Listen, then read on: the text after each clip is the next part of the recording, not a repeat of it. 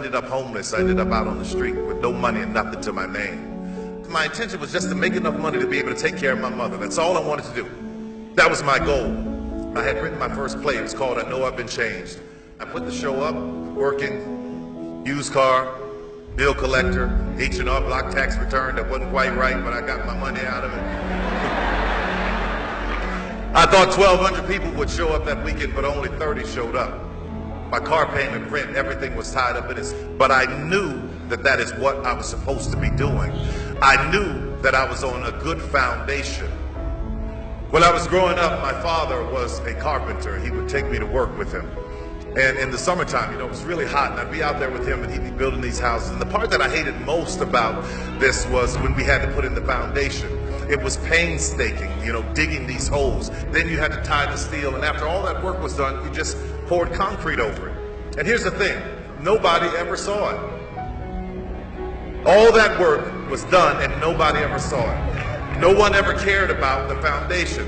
The only time you hear someone talk about the foundation is when a house is falling apart. But when the foundation is done right, nobody mentions it. And when it's done right, it can carry the weight of anything that it was designed to hold. What you were building had to be strong enough to support the weight of whatever you could dream. And if you're like me, you are a huge dreamer. You had to have a foundation that is big enough and strong enough and bold enough to hold all of your dreams and handle them coming true. I need to warn you, it takes a while to build a dream. When you get out there in the world, I want you to remember something. What's in the well will come up in the bucket.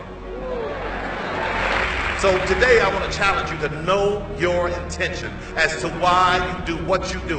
And I promise you, if your intention is right, you will be successful. But let me warn you what will happen when you're successful, because I don't want you to get out there and get caught off guard. At first, you're going to be celebrated. But when your success surpasses what your peers expect of you, then you will become a target. So now that you have set your intention, now that you have your foundation, let's talk about how to stay on course when the attacks come. As an artist, this is the art that I want to paint. Just as I will never do it, don't you ever change one brushstroke on your canvas because somebody doesn't like what you paint. You have the foundation. Know your intention. Know that it's not going to be easy, but just keep yourself on track. Know the value of what is already down in your well.